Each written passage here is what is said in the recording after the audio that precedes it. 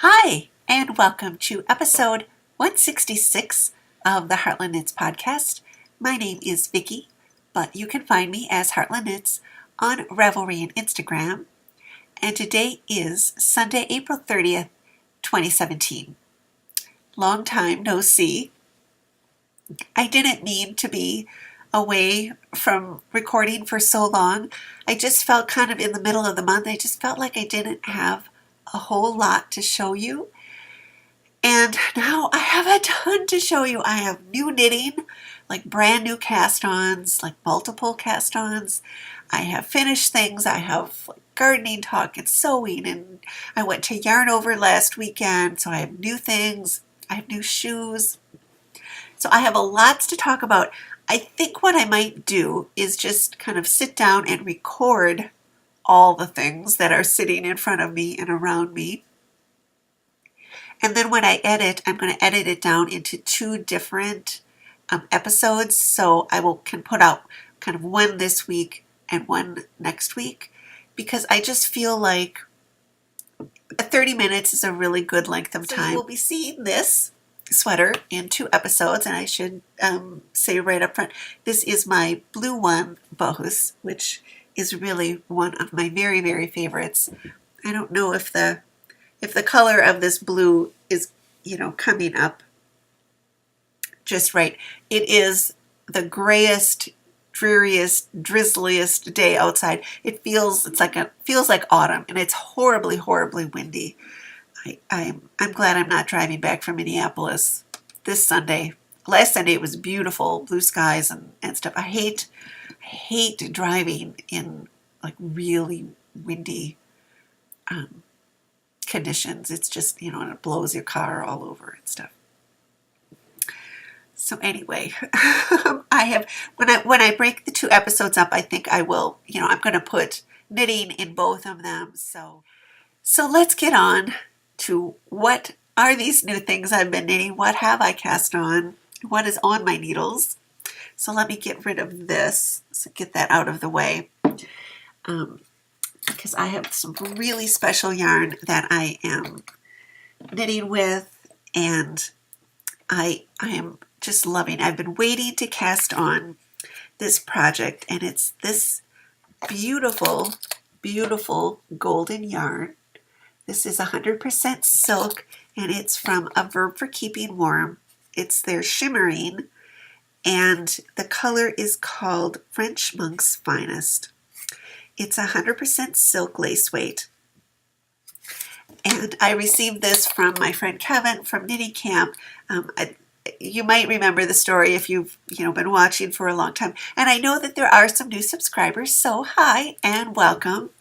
But last summer I modeled a shawl that he knit out of this color of this yarn, and it was so beautiful. And that shawl kind of went up in the raffle, and I tried to win it and I didn't win it, but he found a skein of it.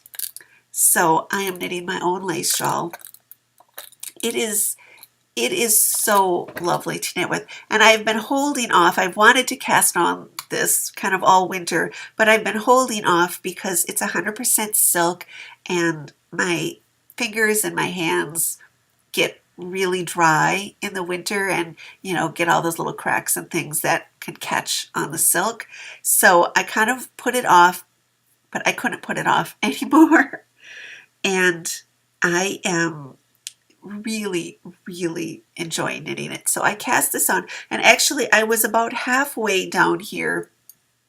I knit this part up kind of twice, because the first attempt I used size 3mm needles, kind of a size 2.5 US, and I just felt like it was a little too firm of a fabric for this yarn. And so I went up just to regular size 3.25mm, and I think it feels just the right amount of drape and such. So it's lace, so it looks kind of like this like shriveled little thing, but you can see the top part is more of solid, and then there's this lace work going on. And if you look carefully and you're sort of a connoisseur of lace, and you can recognize this as hex mesh, which is sort of a very common component of Niebeling's, Herbert Niebeling's lace knitting, and that's what this is. I wanted to do a Niebeling out of this beautiful yarn, and that's what this is. It's a Niebeling shawl, or it's a Niebeling doily that I am kind of making into more of a half circle instead of a whole circle, maybe a little bit more than half, because I am changing the sides so that they match. But the design is called, let's see if I can pronounce this correctly, Pfingststrauße. It translates to peony. So it starts, and you can sort of see these petally things. It's very enjoyable to knit this kind of lace. This is my favorite kind of lace to knit, because you follow the chart, and you can, you don't need to know German to knit these patterns, really. You can know how many to cast on, and then it's just charted, and chart symbols are pretty universal. So anyway, that is kind of my main thing that I have been working on. Like I said, I had a little bit of a false start, and then I took it back and I worked through it again. And so anyway, I am really, really enjoying it. It's been far too long since I've knit any lace. I do have something newly off the needles, and it is being worn by my lovely assistant Allison here. I finished my green sweater. I had been hoping to have this finished last weekend, but it didn't happen. I ended up working on it a little bit there. When I came down to finishing it, I had done the sleeves at the very beginning. They were a little wider. When I put the first sleeve in this sweater at this length, I found that it was just a little too wide at the top, and so I ended up taking it down kind of to about the elbow, and then reworking it, the top portion and then the sleeve cap. So because I had to do that, it didn't get finished, but that was okay, because it was nice to take along, to have, to be in the middle of a project. Sometimes when you go to a conference or a retreat or something, it's kind of nice to have something, it's a little more involved. But by that time, I knew the stitch pattern like the back of my hand. I did knit the whole sweater, because the stitch pattern is in the back and the front. And by and large, I'm really happy with how this sweater came out. The yarn for this was also Sun Valley Fibers. It's her DK yarn. It's a BFL yarn. And the color is called Granny Smith. It's the perfect green, and I love it with this pink. And this is, by the way, this is the pink dress. This was my first dress that I made last year. This was a kind of just an improvised sweater that I designed. It was really fun to do. It's been a while since I've done, something like this, like an all over pattern sweater. So that was really fun. I did just kind of a few ridges of garter along the bottom of the sleeve, and I repeated that for the button band and the neckband. But then on the body of the sweater at the bottom, I did like a 2x2 rib, which I don't often kind of do that. I sort of have this thing, I want all my edges to be matching. But for this, I really felt like it worked. I think the garter stitch kind of doesn't detract at all from the stitch pattern, breaking up kind of in the middle, and I love the kind of scoopy neckline, but I think it really works for the bottom. I would not have wanted to put garter on the bottom here. I wanted it to be a little more fitted, and I like how the ribbing kind of flows up into the stitch pattern. I hope the stitch pattern is showing up. I can't really tell. But the buttons, I like these buttons on there quite a bit. They were ones that I had in my stash, but I had a full set for like a full kind of, like a Fair Isle sweater or something. So I had a set of 12, And I kind of hate to break them up because now I'm left with like 6 kind of leftover buttons. But I really liked those on there, and I wanted something. I looked for buttons when I went to the Yarnover market, and I didn't see anything like that I liked better. So what I'm thinking I might do is I might take the sweater along with me when I go to ZK and, go to Ginny's, the great fabric and button store, and just I'm pretty much assured that I will find something that I like just as much as these, and then I will get those and take these off, so that I have still my full set. But for now, it's wearable. So it's got set-in sleeves, and I love how like all the stitch patterns are matching. I got the stitch patterns to match on the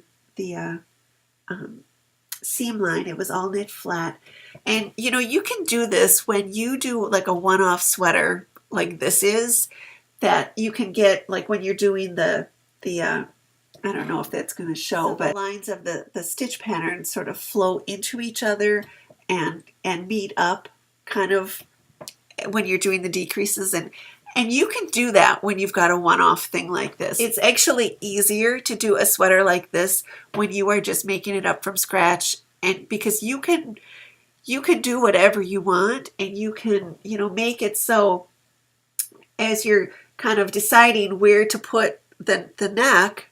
I did want kind of a lower scoopy neck, but I could make it so that it was right after these cable increases so that it kind of mirrored what was down here. All of those kind of little things. So anyway, I'm really happy with how that came out. I did finish one other sweater since I've talked to you last. I started and finished another sweater. I don't have it here to show you, and it will have to stay under wraps for a little bit, but I did record a little something while I had it here. It was a sweater that I sampled it for a book that'll be coming out fairly soon. And so I did record a little something, so I will show you that kind of, in a little bit when it's not a secret anymore. So but that was kind of why I didn't have a lot to show you kind of in the mid-month, is that I was working on that and, didn't have a lot of, this sweater wasn't done. I hadn't started anything new that I could actually show you. So like I said last week, I went to Yarnover. I didn't buy a ton of stuff. I will show you just my favorite things that I got, but I only got kind of one thing of yarn, and that is this beautiful, the color's not coming up right, but it is Sun Valley Fibers in her blush color. And this is MCN fingering that I'm going to do a little cardigan for summer in. And I loved working with the DK yarn, like on that green sweater. So I know I will be knitting, more sweaters out of that.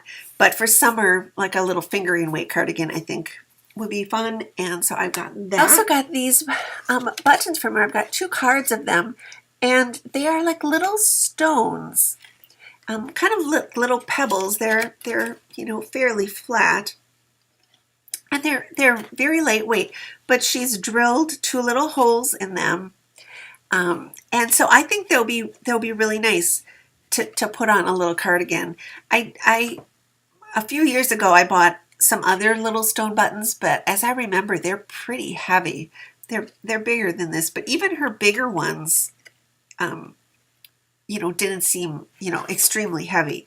But so anyway, I got those, and then I bought the most. This is my favorite thing. This is my favorite thing that I bought in a long, long time. In fact, I went up to random people and just kind of said, "Look at the basket I just bought." A friend of mine, Maureen, has sort of trained me and a couple of our other friends. I see her every year at knitting camp, and she is a fantastic Fair Isle knitter. She knits multiple Starmores in a year and we'll see them at show and tell. So anyway, she sort of trained us to, because we'll be using these sort of little skeins of, Shetland yarn. This is a Jameson Spindrift, but the JNS are sort of the same put up but to kind of, use a very sort of shallow basket to, put them in so that you can just sort of pull the yarns from it. And I know I've shown this on the podcast before, different, projects that I've done that, like with my bigger basket when I was doing Rona last year, I kind of had all my yarns displayed in a bigger basket. And, I love that basket, but kind of for like a small project, if you're doing mittens or whatever, I didn't really have anything.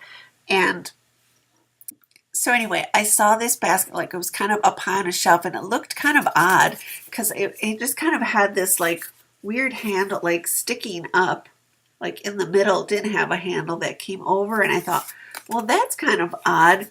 So I took it down off the shelf and I looked inside, and I just started giggling, and I've kind of been giggling at it ever since, because inside, what this is, it's the handle of a potato masher.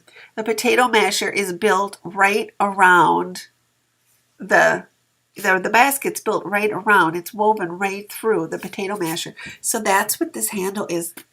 It just makes me giggle. And it was made by the sweetest little couple, this kind of older couple, and they're signed on the bottom, and this one is signed. This was her 5,104th basket, and she signs her name and then had a little heart. I have a picture, I'll put that in. So they were just adorable, and it's beautifully done.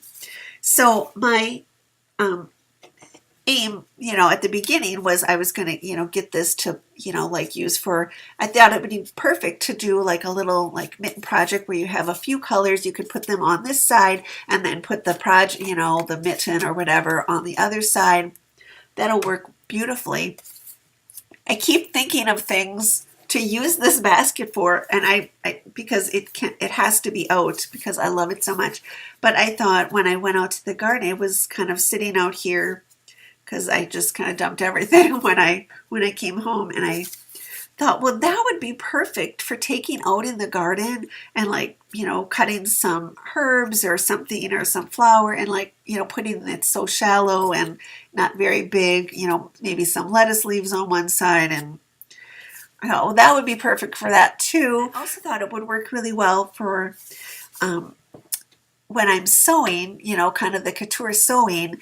I'm always kind of moving from like out of the dining room, the sewing room, which is the dining room.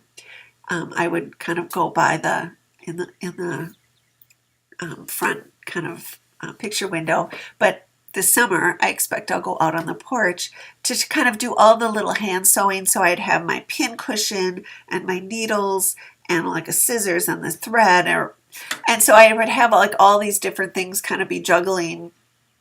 And I thought it would work perfectly to put them in like this, and then I could just take them all like from one place to the other. So I don't know, I can think of multiple uses for it, but I just think it's like hysterical. It's just so cute, and they were so adorable. I just love them.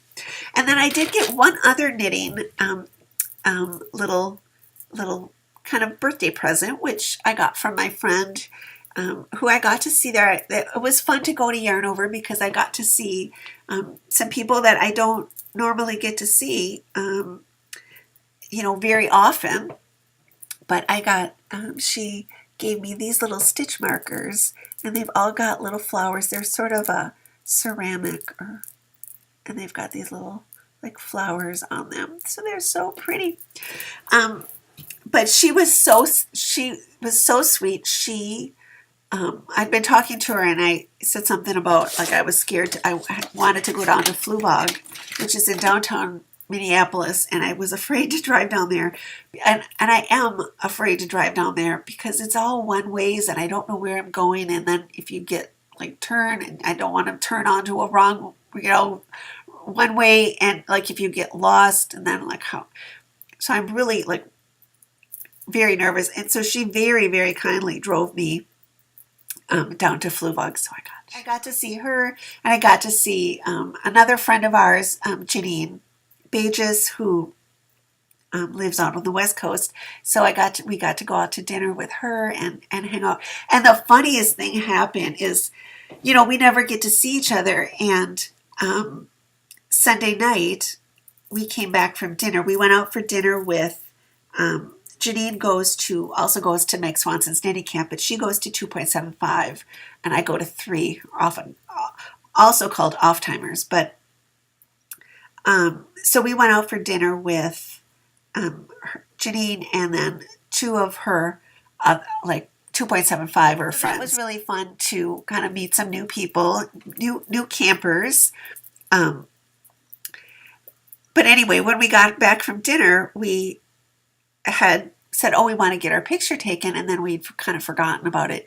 So we all took our phones up to kind of the front, the front desk to see, if there was somebody there who would just, step out and take our picture. And so we, asked them, and, one guy said, sure. And he comes out, and I remember he proceeded to pose us in multiple places, all over the hotel.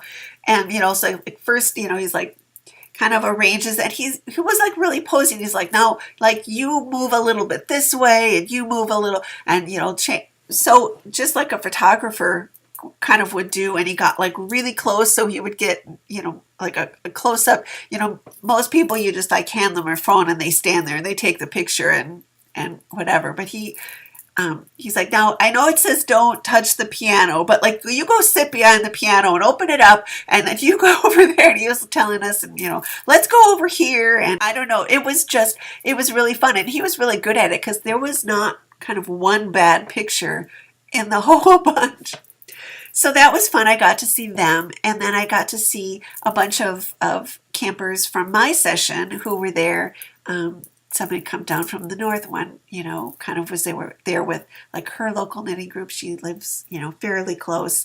So it was fun to kind of hang out with them and get to see them. And that was really fun. That was Friday night. We kind of drove down there, and then we just had dinner down there that night. And Saturday was the day of the market. I didn't take a class or anything.